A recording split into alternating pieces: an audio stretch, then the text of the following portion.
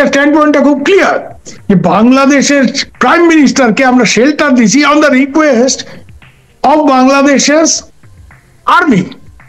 বাংলাদেশের আর্মি বলছে আমার head of the government is in danger, we want to send her to India. বাংলাদেশের military aircraft করে উনি এখানে আসছেন, উনি কোনো বোরখা পরে লুকাই বর্ডার পাস করে ঢোকেন নেই। ওকে, she was officially sent here by the Bangladesh Army and citing security consideration. তো আজকে তো আর ফাঁসির বিরোধিতা তো ইন্ডিয়া ছাড়ো ওয়েস্টার্ন ওয়ার্ল্ড সবাই করতেছে যে ফাঁসিটা ঠিক দেওয়া ঠিক না, ঘরে ঘরে দুর্গ গড়ে তোলো, নাহলে হবে না। ইউনুস যেটা করছে, ইউনুস একটা নোবেল লরিয়েট, ওই ওয়েস্টার্ন কান্ট্রিতে একটা লিবারেল ইমেজ টিমেজ, but who is he helping? ওর আমলে যত ইসলামিক র্যাডিক্যাল ছিল, কনভিক্টেড টেররিস্ট, জসিমউদ্দিন রহমানের মতো লোকজনকে ছেড়ে দেওয়া হচ্ছে, আজকে ওরা শেখ হাসিনাকে ফাঁসি দেবে। এই ইউনুস কিন্তু আওয়ামী লীগ তো নির্বাচন করার দল, সংসদীয় রাজনীতি করার, কিন্তু আওয়ামী লীগ একবার ইতিপূর্বে অস্ত্র হাতে ধরেছে। ৭১ আওয়ামী লীগের ছেলেরা, আওয়ামী লীগের স্বেচ্ছাসেবকরা অস্ত্র ধরেছে, মুক্তি বাহিনী গঠিত হয়েছে। এটা আজকে শুধু আওয়ামী লীগের লড়াই না, এটা সার্বিকভাবে বাংলাদেশকে বাংলাদেশ রাখার লড়াই। বাংলাদেশ যাতে বাঙালি পাকিস্তান না হয়, এটা সেই লড়াই। এই লড়াইয়ের জায়গাতে এনে বাংলাদেশের মানুষকে এবং আওয়ামী লীগকে, ইউনুস সাহেব এবং তার যারা সাথে এই মানে হুজুর কোম্পানি, এক কথায় বলতে গেলে এই জামাত এবং এই সব লোকজন, এরা কিন্তু আওয়ামী লীগকে এবং বাংলাদেশের স্বাধীনতাকামী মানুষ যারা বাঙালি অস্তিত্ববোধে বিশ্বাসী, যারা বাঙালি হিসেবে নিজেকে মানে জাহির করতে চায়, এই জায়গাতে আঘাত করছে। ভারত তো স্বাভাবিক কারণেই উদ্বিগ্ন, কারণ বাংলাদেশে একটা মৌলবাদী শক্তির যদি উত্থান হয়, এবং এটা নিশ্চিতভাবেই বলা যায় যে এর পেছনে পাকিস্তানিদের একটা বড় ভূমিকা রয়েছে, কারণ পাকিস্তানিদের যেভাবে আসা যাওয়া বাড়ছে, গত 2 মাসে দেখো আইএসআই একটা team, ISI team exclusively ISI intelligence অফিসারদের টিম 14 তারিখ থেকে 25 তারিখ তারা ওখানে অবস্থান করছে। যেই সময় খলিলুর রহমান দিল্লিতে আমাদের ন্যাশনাল সিকিউরিটি অ্যাডভাইজারের সাথে মিটিং করছে, তখন এই আইএসআই এর লোকজন ওই আর্ম ফোর্সেস ডে তে 21 তারিখে সেনাকুঞ্জে গিয়ে বাংলাদেশের অফিসারদের সাথে খুব মানে সেলিব্রিটি মুডে তারা ছিল। ওদের ধারণা হয়ে গেছে পাকিস্তানিদের যে এই জায়গাটা আবার ওরা পুনর্দখল করে নিচ্ছে। ওরা তো ওইভাবেই দেখে না, ওরা বাঙালি মানুষকে যে ইসমে কবজা করনা হয়, তো ওদের একটা ধারণা হয়েছে কবজা করনা। আর আজকে আমি দেখলাম এক জামাতের নেতা বলছেন যে আগামী নির্বাচন তারা জিতবে, এটা নাকি আল্লাহর বিধান, আল্লাহ চেয়েছে। তো আল্লাহ নাম করে এই ধরনের কথা বললে আমার তো মনে হয় যে বাংলাদেশের প্রত্যেকটা জেলাতে তার বিরুদ্ধে মামলা হওয়া উচিত, যে সে এই রাজনীতির মধ্যে আল্লাহকে কেন টানছে। আল্লাহ তো এইসবের ঊর্ধ্বে। হ্যাঁ, তো এরা সাচ্চা মুসলমান বলে দাবি করে তারপরে এইসব ব্যাপারে আল্লাহকে টানছে, এরা কি ধরনের মুসলমান আমি জানি না। এগুলি নিয়ে একটা অন্য প্রশ্ন যেটা হচ্ছে যে ভারতের একটা ছিল যে পাকিস্তান একটা হস্টাইল কান্ট্রি। পাকিস্তান প্রথম থেকে কাশ্মীর তো বটেই, উত্তর পূর্বাঞ্চল নাগা গেরিলাদের, মিজো গেরিলাদের সাহায্য করছে যাতে তারা ভারতের স্বাধীন রাষ্ট্র তৈরি করতে পারে। অর্থাৎ ভারতে একটা বড় রকমের গোলযোগ পাকানো উত্তর পূর্ব ভারতে তারা প্রথম থেকেই সচেষ্ট ছিল। তো তখন শচীন সিংকে ইন্দিরা গান্ধী 60-এর দশকের শেষ দিকে উনি প্রধানমন্ত্রী হওয়ার পর জিজ্ঞেস করেছিলেন যে সিং জি আপ তো সবচেয়ে সিনিয়র চিফ মিনিস্টার হ্যাঁ, মানে তখন শচীন সিং যত চিফ মিনিস্টার কংগ্রেসের উত্তর পূর্ব ভারতের সব থেকে সিনিয়র। তো এটার সমাধান কি? শচীন সিং একটাই কথা বলেছিলেন, madam kick Pakistan out of the east, মানে পাকিস্তানকে এখান থেকে ঘাড় ধরে বাইর করো, হোস্টাইল পাকিস্তানের জায়গায় একটা ফ্রেন্ডলি বেঙ্গলি নেশন, যে ভারতের প্রতি বন্ধুত্ব সুলভ একটা বাঙালি রাষ্ট্র এখানে তৈরি হোক এবং পাকিস্তানকে ঘাড় ধরে এখান থেকে বার করে। তো আজকে আবার নতুন করে একটা ওই ধরনের 71 মুভমেন্ট এসছে বলে আমার ধারণা, যে আবার পাকিস্তান মানে আবার এখানে একটা ওই পাকিস্তানি হাওয়া, পাকিস্তানি ব্যাপার, পাকিস্তানিদের জেনারেল সাহেবদের ঘন ঘন আসা যাওয়া। তো পাকিস্তানের লোকের বিরুদ্ধে আমার কিছু নেই, I got lot of friends in Pakistan, problem is Pakistan army. Pakistan army নিজেদের ক্ষমতার টিকে থাকার জন্য তারা সবসময় এই ভারত বিরোধিতা, ভারতের সাথে মানে নিজের দেশে গিয়ে নাই। আমার এক পাকিস্তানি বোন বলে ক্যা দাদা 2500 রুপিয়া গোস্ত কিলো কা, মানে এই এরকম অর্থনীতির অবস্থা কিন্তু আঙ্গুল করতে হবে। তো যাই হোক, এখন ওই পরিস্থিতিটা আবার নতুন করে এখানে তৈরি হচ্ছে। ন্যাচারালি ভারত খুব শঙ্কিত, ভারত খুব মানে উদ্বিগ্ন, এই ব্যাপারে বলার কোনো অপেক্ষা রাখে না। কি করতে হবে ন্যাচারালি 71-এর মতো এখন এখানে ওই ধরনের একটা মুক্তিযুদ্ধ টাইপের পরিস্থিতি আছে কিনা এটা নিয়ে বিচার আলোচনা করার একটা মানে অবকাশ আছে বলে আমি মনে করি। আমি নিজে মনে করি যে আওয়ামী লীগের জন্য বিশেষ করে এই 71-এর জিনিসটা কিন্তু এসে গেছে। দেখো, আওয়ামী লীগ তো কোনো সময় সেই অর্থে বিপ্লবী দল না। আওয়ামী লীগ নির্বাচনী রাজনীতি করার দল। পাকিস্তানে যতবার যখন সুযোগ এসে আওয়ামী লীগ রাজনীতি করেছে, নির্বাচন করেছে, এবং 70-এর নির্বাচনে ফলাফল জয়ী হওয়ার পরেও যখন ক্ষমতায় যেতে পারেননি, বঙ্গবন্ধু তখন স্বাধীনতার ডাক দিয়েছেন, কিন্তু রাস্তায় নেমে গন্ডগোল করা, হিংসাত্মক কার্যকলাপ করেনি। এটা কখন হয়েছে? আওয়ামী লীগকে যখন বাধ্য করা হয়েছে অস্ত্র ধরতে। কখন? যখন গণহত্যা শুরু হলো, নির্বিচারে বাঙালিদের হত্যা শুরু হলো, তখন ছেলেরা দলে দলে এই পারে এসছে এবং ভারত তাদের তখন সাহায্য করেছে। তো আজকেও কিন্তু ইউনূস সাহেব ওই পরিস্থিতিটা তৈরি করছে। আমি এটা খুব দায়িত্ব নিয়ে বলছি যে আওয়ামী লীগকে ব্যান করা, আওয়ামী লীগের নেত্রীকে ফাঁসি দেওয়া, কি বিচার হয়েছে আমরা সবাই দেখেছি। কোনো ডিফেন্স নেই, একটা ডিফেন্স উইটনেস হাজির করেন নেই, হ্যাঁ, ডিফেন্স লয়ার, সেখানে একটা বিচার হয়ে গেছে। শেখ হাসিনা একটা দেশের প্রাইম মিনিস্টারকে ফাঁসি দিচ্ছে। This is Pakistani culture. ভুট্টোকে যেভাবে ফাঁসি দিয়েছিলেন জিয়াউল হক, আজকে এরাও এই ইউনূসরাও এই পাকিস্তানি রাজনীতি, এই পাকিস্তানি কালচার আবার পূর্ববঙ্গে ফিরিয়ে আনছেন, বাংলাদেশে ফিরিয়ে আনছেন। অত্যন্ত উদ্বিগ্ন হওয়ার সঙ্গত কারণ আছে। এখানে ভারতের কি করা? ভারত বাংলাদেশের যা হবে, একটা জিনিস পরিষ্কার, ভারত কিন্তু বারবারই ইনক্লুসিভ ইলেকশনের কথা, সেদিন অজিত ডোভালও আপনাদের এনএসএ খলিলুর রহমানের সাথে কথাবার্তা এটা পরিষ্কার এটা বলে দিয়েছে। ভারত এটা মনে করে যে আওয়ামী লীগকে নির্বাচন করার সুযোগ দিতে হবে। আওয়ামী লীগ সব থেকে বড় গণতান্ত্রিক দল এখানে, এবং আওয়ামী লীগ নির্বাচন না করা মানে আজকে কংগ্রেস ইলেকশন হেরে গেছে ইন্ডিয়াতে, তাহলে কি কংগ্রেসের উপরে ব্যান করে দেবে? কংগ্রেসকে ইলেকশন করতে দেবে না। তো বাংলাদেশে যেটা করছে, গণতন্ত্রের নামে একটা প্রহসন করছে, এবং ইউনূস কার দালাল, কার কাজ করছে আমরা সবাই জানি। এই জায়গাতে দাঁড়িয়ে বাউলদের পেটানো হচ্ছে, মহিলারা ফুটবল খেলতে পারবে নাকি, ইয়ার কি নাকি? এটা তো বাংলাদেশ ভাই, এটা পাকিস্তান আফগানিস্তান না।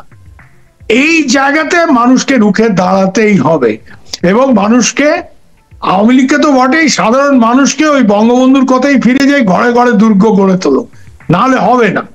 ইউনূস যেটা করছে, ইউনূস একটা নোবেল লরিয়েট, ওই ওয়েস্টার্ন কান্ট্রিতে একটা লিবারেল ইমেজ টিমেজ, but who is he helping? ওর আমলে যত ইসলামিক র্যাডিক্যাল ছিল, কনভিক্টেড টেররিস্ট, জসিমউদ্দিন রহমানির মতো লোকজনকে ছেড়ে দেওয়া হচ্ছে। আজকে ওরা শেখ হাসিনাকে ফাঁসি দেবে। ঠিক পাকিস্তানের লাইন, পাকিস্তানের লস্করে থেবা বুকচি দিয়ে ঘুরে বেড়াবে, জয়শে মোহাম্মদ বুকচি দিয়ে ঘুরে বেড়াবে, নিজের দেশেও মারামারি করবে, হ্যাঁ, শিয়াদের পেটাবে, আহমেদিয়াদের পেটাবে। ঠিক বাংলাদেশ আজকে এই জিনিস শুরু করছে এরা। হ্যাঁ, শুধু তো হিন্দু বা বুদ্ধিস্ট না, ক্রিশ্চিয়ান, তারপরে সুফি, প্রত্যেকটা মানে দল, যারা যাদের এরা মনে করে যে এরা সঠিক মুসলমান না, তাদের আক্রান্ত হচ্ছে, বাউলদের পেটানো হচ্ছে, ওপেনলি ভিডিও করে ছাড়া হচ্ছে। আর এই যে শাহজাহান চৌধুরী, এই যে আমাদের নেতা, সে ওপেনলি বলছে যে নির্বাচন করবো, এটা আল্লাহর বিধান, আমরা ক্ষমতায় আসবো, ওসি টোসি সব আমাদের পেছন পেছন ঘুরতে হবে। ইয়ার কি নাকি? তার মানে পরিষ্কার বলে দিয়েছে যে এই ইলেকশন রিগড ইলেকশন হবে। ইউনূস সাহেব যে নির্বাচন করতে যাচ্ছেন, ইট উইল বি রিগড, এবং উনি জামাতকে পাওয়ারে আনতে চাইছেন, নট ইভেন বিএনপি। দাদা, এই জায়গাতে বাংলাদেশের মানুষকে রেসিস্ট করতে হবে বলে আমার ধারণা, এবং আমার বাঙালি আবেগ থেকে আমি এটা বলছি। আর ইন্ডিয়াকে কি করতে হবে, এটা ইন্ডিয়ার অনেক বড় মাপের লোকজন দিল্লিতে বসে আছে, তারা বুঝবে। আমার চিন্তাটা বাঙালি হিসেবে, বাঙালি মানুষের জন্য। কেন আজ বাংলাদেশ যদি ভুল পথে চলে যায়, এটা ডাইরেক্ট এফেক্ট দিল্লিতে অনেক পরে পড়বে। এটা ধাক্কাটা খাবো আমরা, West Bengal, Tripura, north east আমরা খাবো, কেন আমরা বাংলাদেশের প্রতিবেশী। এখানে একটা ফ্রেন্ডলি বেঙ্গলি স্টেট থাকলে, শোনো, মনমোহন সিং একটা কথা সবসময় বলতেন, প্রণব দাও এই কথাটা বলতেন, প্রণব মুখার্জি, যে বাংলাদেশ যদি শক্তিশালী অর্থনীতি হয়, মনমোহন সিং নিজে এটা আমাকে ইন্টারভিউতে বলেছে, যে if Bangladesh becomes a strong economy, benefit is ours. Why? We want Bangladesh and all our neighbours to be partner in India's growth. কেন? বাংলাদেশ শক্তিশালী ইকোনমি হলে এটার প্রভাব, ভালো প্রভাব পড়বে কার ওপর? Border states of India, West Bengal, Tripura. কেন? বাংলাদেশের একটা লোকের হাতে টাকা পয়সা এলে বাংলাদেশের লোক প্রথম বিদেশ যাত্রা কোথায় করে? চলো মিয়া ক্যালকাটায় চাই, কয় কি করে? চলো মিয়া ক্যালকাটাকে, কলকাতাকে সে মনে করে it's an extension of Bangladesh, psychological extension of বাঙালিদের জায়গা। হ্যাঁ, এবং তারা এখানে আসবে, এখানে টাকা পয়সা খরচ করে, কারণ এখানকার ভাষা, সংস্কৃতি, খাদ্যাভ্যাস, পোশাক সবকিছু সংস্কৃতি, খাদ্য অভ্যাস। তারপরে সব থেকে বড় কথা হচ্ছে, আমি তোমাকে একটা সাধারণ ঘটনা বলি, আমার তো বাংলাদেশে তোমার মতো অনেক বই আছে লাইন দিয়ে, নাম করলে মানে বুঝবা। এরা যখন এখানে আসে, আমার বউকে নিয়ে শাড়ি কিনতে যায়, ওই মারোয়ারি দোকানদার, হ্যাঁ, আমার বউকে দেখে বুঝতে পারে, সিন্দুর টিন্দুর দেখে বলে, দিদি আপনি বসুন, আপা আপনি আসুন। কেন? আরে দিদি তো একটা শাড়ি কিনবে, আপা 30টা শাড়ি কিনবে। তো এই মারোয়ারি ব্যবসায়ী আপাকে আগে ডাকে। তো কলকাতার এইসব ব্যবসা ইত্যাদি, এইসব বাংলাদেশিরা আসলে it is a positive thing for West Bengal economy, it's a positive thing for Tripura economy. এটা আমাদের লাভ। এবং এটা প্রণব মুখার্জি কেন, এটা আমাদের সবাই বুঝি আমরা, যে বাংলাদেশ যদি গ্রো করে। আরেকটা কথা, বাংলাদেশে অনেকেই এই বিশেষ করে জামার টামার টাইপের, ভারত তো আমাকে দখল করতে চায়। আরে মিয়া, ভারত তোমার দখল করতে চাইলে 47 হইতো না। ভারত এর নেতারা একটা জিনিস খুব ভালো করে বোঝে, বাংলাদেশ ইজ নট সিকিম। সিকিম ভারতে এসছে একটা এমপি। বাংলাদেশের যা জনসংখ্যা, ভারতে আসলে ভারতের পার্লামেন্টে বাংলাদেশ থেকে 70টা এমপি, ওয়েস্ট বেঙ্গল থেকে 42টা এমপি, মানে সব মিলায় মোটামুটি ভারতের সংসদে 130 থেকে 35টা বাঙালি এমপি। ভারতের প্রাইম মিনিস্টার তারপরে নরেন্দ্র মোদী থাকবে, রাজনাথ সিং হবে, বাঙালি প্রাইম মিনিস্টার হবে, রেড ফোর্টে দাঁড়ায় নেক্সট ইন্ডিপেন্ডেন্স স্পিচে। তো ভারতের নেতারা এই ব্যাপারে খুব চালাক। বাংলাদেশ ফ্রেন্ডলি থাকবে, বাংলাদেশ কোনো সিকিউরিটি থ্রেট হবে না, বাংলাদেশের ভিতর দিয়ে নর্থ ইস্ট অ্যাক্সেস, মানে এক কথায় বলতে গেলে সিকিউরিটি অ্যান্ড কানেক্টিভিটি, এই দুইটা ইস্যু মেইনলি বাংলাদেশের কাছে ভারতের প্রত্যাশা। কিন্তু বাংলাদেশকে ভারতের ভিতরে নিয়ে আসলে ভারতের গণতান্ত্রিক পরিবেশে সমীকরণ, ইলেকটোরাল ডাইনামিক্স যেটাকে বলে, এটা পাল্টা যাবে। ভারতের নেতারা অত বেকুব না, তাই জন্য এইটা ফালতু কথা লোকজন, যে ভারত আমাকে সিকিমের মতো দখল করতে, সিকিমের সাথে বাংলাদেশের কোনো তুলনা না। সিকিম ভারতে আসাতে 1 এমপি, বাংলাদেশ আসলে আমি হিসাব করে তোমাকে বলতেছি 70টা এমপি হবে। এইটা ভারতের কোন নেতা চাইবে না, কারণ তারপরে নেক্সট। আমি একটা বিষয় জানতে চাই, ভারতের সাথে বাংলাদেশের যে এক ধরনের ডায়নামিক্স, মুক্তিযুদ্ধের পক্ষের মানুষের এবং রাজনৈতিক দল, আওয়ামী লীগ বড় দল এবং 14 দল আছে, তাদের একটা এক ধরনের ডায়নামিক্স। কিন্তু অ্যান্টি আওয়ামী লীগ ফোর্স যেটাকে আমরা বলি, তাতে বিএনপিও পড়ে যায়, কিন্তু তাদের স্ট্রেংথ, তাদের অ্যালায়েন্সেসটা, তাদের ডাইনামিক্স কিছুটা পাকিস্তানের সাথে। আমি আজকে ওই যে রিপাবলিকান টিভিতে ওনারা ডক্টর শফিকুর রহমান, যিনি আমাদের প্রেস সচিব অন্তর্বর্তীকালীন সরকারের, ওনাকে একটা প্রশ্ন করেছিল যে পাকিস্তানের সাথে বন্ধুত্ব প্রগাঢ় হচ্ছে, গাঢ় হচ্ছে। তখন উনি উত্তর দিলেন ওনাকে, আমি জাস্ট আপনাকে আপনার রিয়াকশনটা জানতে চাই, বিশ্লেষণটা, যে জার্মানির সাথে তো ফ্রান্সের একটা ইয়ে ছিল, ফ্রান্সকে দখল করতে চেয়েছিল, দখল করেছিল, কিন্তু তারপরে তো তারা এখন বন্ধু। জাপান, আমেরিকা এখন বন্ধু। তাহলে কোনো ইটারনাল এনিমি বলে তো কিছু নাই। সো তার মানে কি বন্ধু হবে পাকিস্তান। তো সেক্ষেত্রে পাকিস্তানের সাথে তো ভারতের একটা আমরা জানি কিরকম রিলেশন, এবং বাংলাদেশের সাথে পাকিস্তানের আনফিনিশড অনেক ব্যাপার স্যাপার আছে, যেটার জন্য পাকিস্তান এক বিন্দু দুঃখিত বা এটার একটা সিম্পল উত্তর আছে। জি, জার্মান আর্মি ফ্রান্সে ঢুকে 30 লক্ষ লোক হত্যা করেনি, এটাতে আমি আসছিলাম। But that's different. জুরা তো সব জায়গাতে ছিল, সব জায়গাতে। জাপান চায়নায় ঢুকে ওই লেভেলে কোনো জেনোসাইড করেনি। হ্যাঁ, পাকিস্তান যেটা করছে বাংলাদেশে, পাকিস্তান যেটা বাংলাদেশে করছে না, শফিকে আমি খুব ভালো করে জানি। শফি তো মানে ওসব নানা রকম ব্যাপার, শফিকে নিয়ে আমি বেশি আলোচনা করতে চাই না। বাট আসছে তো এই জন্য বললাম, আপনার ভারতের টেলিভিশন, না আমাদের টেলিভিশনে তো আমরা তো মুক্ত দেশ, সবার কথাই আমরা শুনি, পাকিস্তানিদেরও ইয়ে আনা হয়। ভারতে এইসব ব্যাপারে অন্যরকম। এটা তো এরকম না যে অমুককে বলতে দেওয়া যাবে না, তমুকে। শফি নিজে তার দেশে একটু প্রেস ফ্রিডম করুক, তো সাংবাদিকদের বিরুদ্ধে ফলস কেস দেওয়া বন্ধ করুক। হ্যাঁ, মহিলা সাংবাদিক, সে মার্ডার কেস অমুক, তো শফিকে আগে নিজের দেশে এগুলি না। ইটারনাল এনিমি বলে কিছু নাই, ভালো কথা। পাকিস্তানের কাছ থেকে বাংলাদেশের কি পাওয়ার আছে? একটা সম্পর্ক দুটা কারণে হয়। একটা হচ্ছে ঐতিহাসিক ভাবে বন্ধুত্ব সম্পর্ক, সেটা একটা একরকম জিনিস। আরেকটা হচ্ছে যে তোমার কিছু এক্সপেকটেশন আছে। পাকিস্তানের কাছে বাংলাদেশের কি পাওয়ার আছে? মিলিটারিলি আমি একটা কথা বলতে পারি, I am myself a student of India's best military school, okay, I am military background. Let me tell you, পাকিস্তানের যে আর্মি এই বাংলাদেশে 71 যুদ্ধ করে পরাজিত হয়েছে, তাদের কাছে এই লো রিভারাইন মার্শি টেরেন, একটা নদীমাতৃক দেশে যুদ্ধ করার কি প্রশিক্ষণ বাংলাদেশের সেনাবাহিনী পাকিস্তান থেকে নেবে মিলিটারিলি? হ্যাঁ, একটা এক্সপোর্ট হবে পাকিস্তান থেকে, আর কোনো এক্সপোর্ট নেই। টেরোরিজম, লস্করে তৈয়বার লোকজন, না ওই হাফিজ সাইদের যে রাইট হ্যান্ড ম্যান, সে আইসে রিসেন্টলি বাংলাদেশে ঘুরে গেছে। এখানে একটা কথাই, এখানে পাকিস্তানের অভিপ্রায় যেটা, সেটা খুব বিপজ্জনক। ওরা এখন এই মিলিটারি টিম আসতেছে, আইএসআই আসতেছে, ওদের যারা একদম establish terror groups, লস্করে Taiyaba, জৈশ-এ Mohammad, এরা বাংলাদেশে আসবে, এই জায়গাকে ঘাঁটি করে ইন্ডিয়ার উপর পূর্ব ভারতে যদি 2-4টা হামলা করে, তখন ইন্ডিয়া রিটালিয়েট করবে, ঝামেলাটা লাগবে ইন্ডিয়ার বাংলাদেশের মধ্যে, ওরা কিন্তু ভাইগে যাবে। ওদের লাইনটা হচ্ছে, হ্যাঁ গড়বড় শুরু করवा दो, ये लोग मारपीट करेंगे, बहुत दोस्त बन रहे थे अभी दुश्मन बन जाएंगे, दिस इज द टारगेट। এখন সফিরা part of this design, that is the problem. এই জন্য সফি সব ইটারনাল এনিমি নাই, কিছু নাই। ইটারনাল তো ক্ষমা চাইতে বলো না, পাকিস্তান অফিসিয়ালি অ্যাপোলজি চাইছে গণহত্যার জন্য, যেটা জাপান চায়নার কাছে চাইছে, যেটা জার্মানরা বহু আগে চাইছে। Why can't Pakistan and especially its army apologize to the people of Bangladesh for what they did? Bangladesh তখন কি ছিল? Bangladesh was part, what is Pakistan? নিজের দেশে একটা গণহত্যা চালায়, 30 লক্ষ লোককে যারা হত্যা করে, 30 লক্ষ লোক। আজকে কাশ্মীরে 2টা এক্সট্রা জুডিশিয়াল কিলিং হলে আর্মির লোকের চাকরি চলে যায়, আর্মির লোকের চাকরি চলে যায়। আমি এটা খুব দায়িত্ব নিয়ে বলছি যে কাশ্মীরে কি পরিমাণ ইন্ডিয়ান আর্মির even for misbehaving with local women loss the job. হয়তো আর্মি পাবলিকলি এটা স্বীকার করবে না, কেন এটা সেনাবাহিনীর একটা প্রেস্টিজ, ইজ্জত কা সওয়াল হয়, কিন্তু ভেতরে স্ট্রিক্ট অ্যাকশন নেবে। কেন জানো? শঙ্কর রায়চৌধুরী যখন ইন্ডিয়ান আর্মির চিফ, আমাকে একটা কথা বলছিলেন উনি, a brutalised army is no good as a fighting machine. Pakistan আমাদের কাছে 71-এ কেন পরাজিত হয়েছে জানো?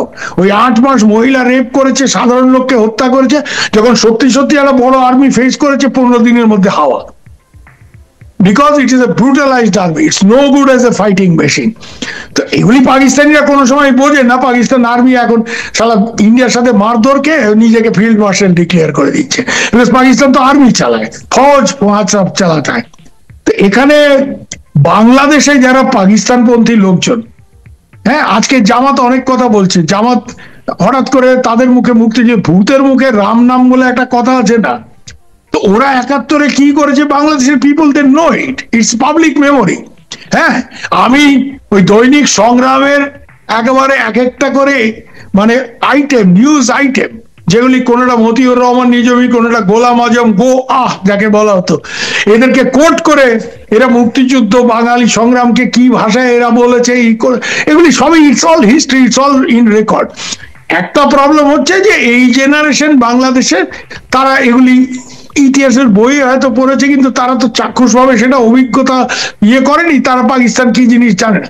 আর পাকিস্তান একটা জিনিস আমাকে বোন তুমি বুঝায় বলো তো, যেই তালিবান পাকিস্তানের আইএসআই হেল্প ইন ক্রিয়েশন, যেই তালিবানকে ওরা জিহাদে মদত করছে, সাহায্য করছে যুদ্ধ করতে, হ্যাঁ, প্রথমে রাশিয়া, তারপরে আমেরিকা, আজকে এই তালিবানদের সাথে তাদের কেন ঝামেলা?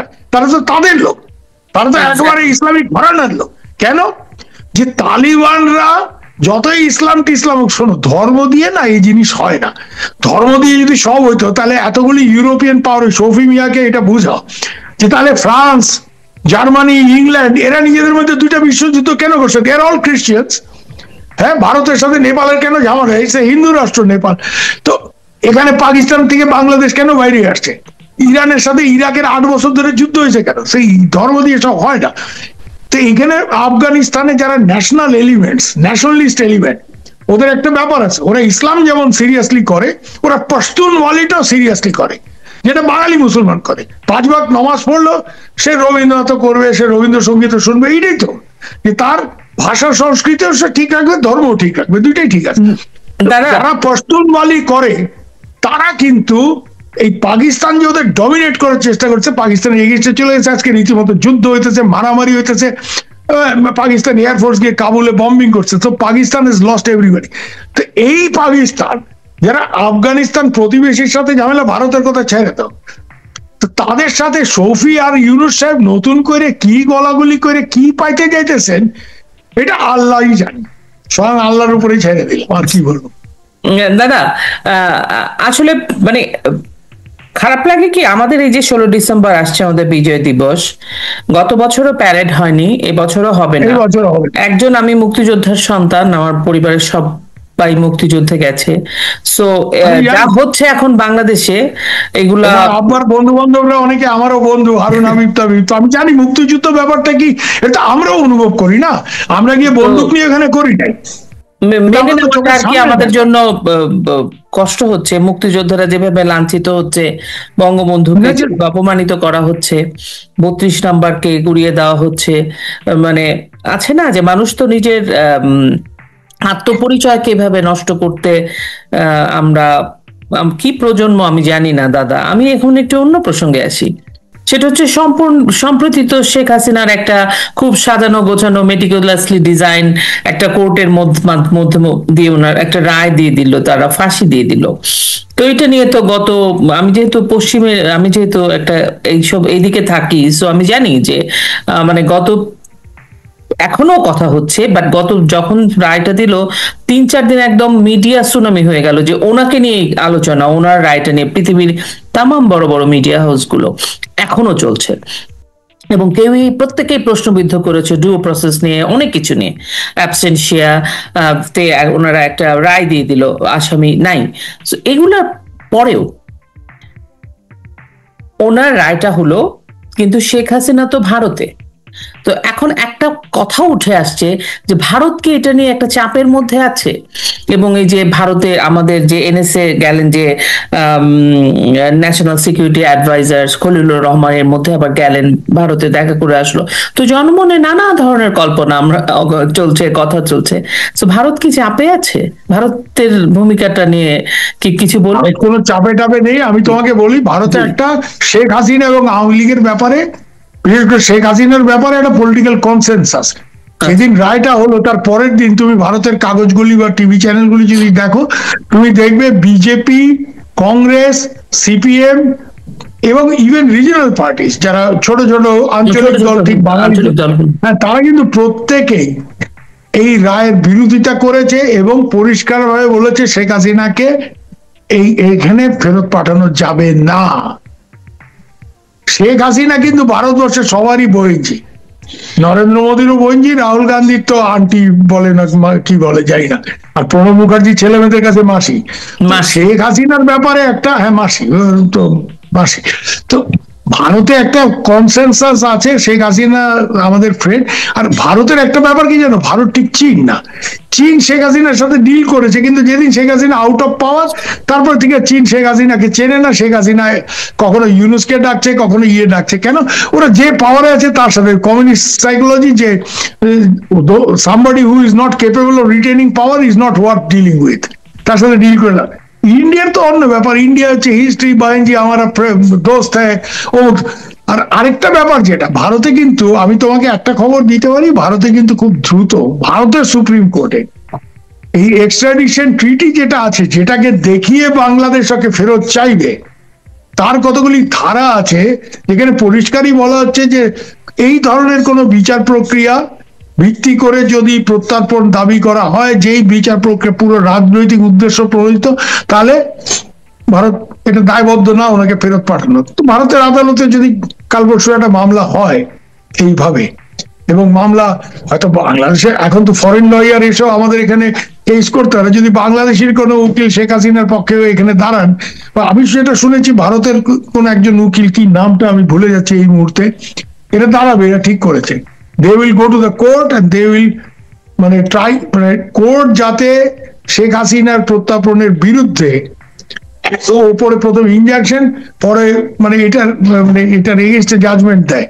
কোর্ট যদি জাজমেন্ট দেয়, তো ভারত সরকার কি করে প্রত্যার্পণ করবে? ভারতে তো জুডিশিয়াল সুপ্রিমেসি, একটা বিচার ব্যবস্থার একটা ব্যাপার আছে। তো কোর্ট যদি আমাদের এখানে জাজমেন্ট দেয়, যেটা আমার মনে হচ্ছে হবে, এছাড়াও একটা পলিটিক্যাল কনসেনসাস এখানে আছে যেটা ভেতরের কথা, হয়তো তারপরে কোর্টের জাজমেন্ট হলো, বলবো যে in view of the court judgement we can't send her back.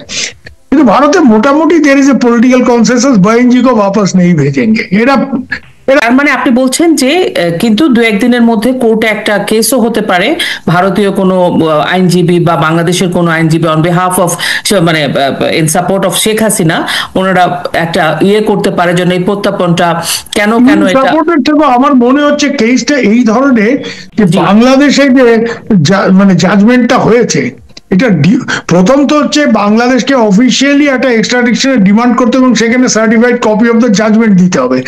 এখন অবধি তো সরকার পক্ষের উকিল, মানে যে শেখ হাসিনাকে ওই আদালতে ট্রাইব্যুনালে ডিফেন্ড করছে, সেই নাকি সার্টিফাইড কপি পায়নি। এটা তো লক এন্ড কিতে রাখা হয়েছে। কিন্তু বাংলাদেশে তাহলে কিসের ভিত্তিতে বলে বাংলাদেশ চিঠি পাঠিয়ে দিছে এই কালকে চিঠি পাঠিয়েছে? খলিল সাহেব যখন এসেছিলেন অজিত ডোভালের সাথে এই প্রশ্নটা তুলেছিলেন, আমি খুব দায়িত্ব নিয়ে বলছি, ডোভাল স্যার বলছে जब चिट्ठी नहीं जब ऑफिशियली चिट्ठी आएगा तो तब हमारा सरकार देखेंगे। ওটা কাটিয়ে দিয়েছেন যে অফিসিয়ালি তোমার চিঠি যদি আসে তখন আমার সরকার দেখবে। আর ভারতে যেটা হয় আলটিমেটলি কি, ভারত তো পাকিস্তান না যে একটা আর্মি ডিসাইড করে নিল সিকিউরিটি। ভারতে it is a political executive will decide.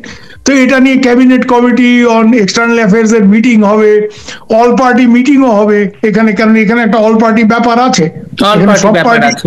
হ্যাঁ, তো অল পার্টি তাহলে পার্লামেন্টারি কমিটির মিটিং হবে, সেখানে কংগ্রেস সবাই থাকবে, মানে ইটস এ লং প্রসেস। আর আরেকটা ব্যাপার কি জানো, ভারত যদি না চায় তো ভারতের বিউরোক্রেসি এই ব্যাপারে খুব শেয়ানা, they will find 15 different clause যে कैसे नहीं देंगे, और প্যাঁচ পোঁচ লাগিয়ে ওই এক্সট্রাডিশন ট্রিটির কিছু একটা, তারপরে যদি মামলা হয়ে যায়। তাই জন্য আমার খুব মনে হচ্ছে না যে আর ভারত তো আরেকটা ব্যাপার নেই, খলিল সাহেবকে সে অজিত ডোভাল পরিষ্কারই বলেছে যে তোমার দেশে ইনক্লুসিভ ইলেকশন হতে হবে। উনি বলার চেষ্টা করেছিলেন যে এই জাজমেন্টের পরে আর আওয়ামী লীগের কোনো বলছে না না, আওয়ামী লীগ তো ঠিক হরকতুল জিহাদ না বা আনসারুল্লাহ বাংলা না, it's not a terrorist organization, it's the largest major party.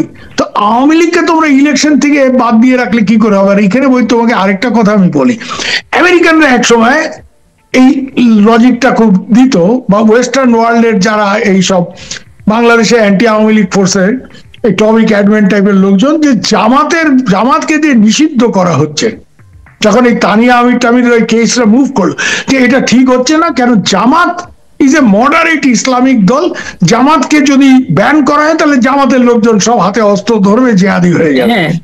এখন তো তাহলে আমরাও এটা বলতে পারি যে Awami League is a moderate party, is a party of election, কিন্তু আওয়ামী লীগকে যদি বাধ্য করো তাহলে আওয়ামী লীগের মতো, আওয়ামী লীগ 71-এর মতো আবার অস্ত্র ধরবে, তখন কিন্তু হইচই করবে না। আমি তো এটা লিখছি যে Awami League is force to take up arms again, Yunus and only Yunus will be responsible. Awami League একবারই ইতিহাসে অস্ত্র ধরছে এবং 71-এ কেমন ধরছে? বাধ্য হয়ে ধরছে। গণহত্যা শুরু হয়ে গেছে, তাদের লোকজনকে সমস্ত বাঙালি জাতি একত্র, মানে পুরো জাতি সেখানে এক হচ্ছে। তো আজকে আওয়ামী লীগকে তুমি ইলেকশনে ঢুকতে দিবে না, তার নেতার এগেইনস্টে একটা ক্যাঙ্গারু কোর্ট করে এখানে ট্রায়াল করবা, তো আওয়ামী লীগের হাতে অপশনটা কি? আমার ব্যক্তিগতভাবে my emotion you can understand is Bengal emotion, আমার তো কিন্তু ইন্ডিয়া এজ এ স্টেট আমার মনে হয় না শেখ হাসিনাকে ফেরত দেবে, কেন এখানে একটা ব্যাপার আছে, এখানে ইন্ডিয়ার ইমেজেরও ব্যাপার আছে।